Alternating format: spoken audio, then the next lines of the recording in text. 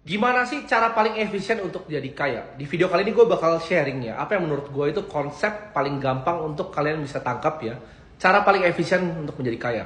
Di sini gue ngomong kaya itu bukan cuma uang sejuta, bukan cuma 10 juta, dan bukan cuma 100 juta atau 1 miliar ya.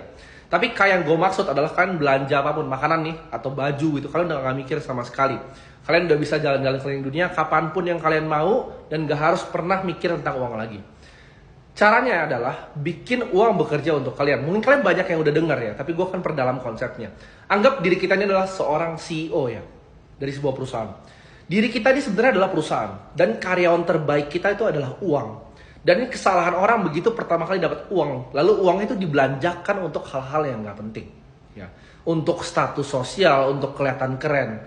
Ini jebakan yang menurut gue sangat bahaya, jebakan kartu kredit dan banyak hal lainnya. Padahal uang ini gue bilang tadi, uang ini adalah karyawan kita. Nah konsepnya gimana caranya bikin uang ini bekerja untuk kita?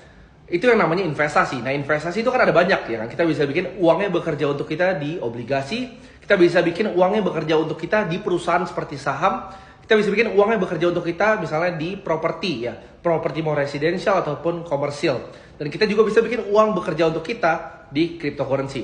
Nah ini tujuan kita untuk lihat nih, paling efisien itu taruh di mana? Apakah taruh di obligasi? Apakah taruh di saham? Ya? Apakah taruh di mata uang asing? Atau apakah kita taruh di kos-kosan? Kita taruh di properti kita, bahkan cicilan rumah? Atau di mana? Ya. Jadi begitu kalian tahu taruhnya di mana, yang paling efisien untuk kalian. Karena semua orang tuh punya strategi masing-masing dan profil resiko yang berbeda. Tapi menurut gua dalam 10 tahun ke depan gak akan ada yang ngalahin cryptocurrency.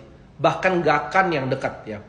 Kalau kita lihat ya datanya, dari tahun ini, dari Januari, cryptocurrency itu Bitcoin tepatnya udah naik 80%. Sedangkan IHSG kita minus 3%, gold itu naik mungkin sekitar 13%. Dan obligasi, kalau kita lihat indeks obligasi yang di luar itu banyak yang berantakan.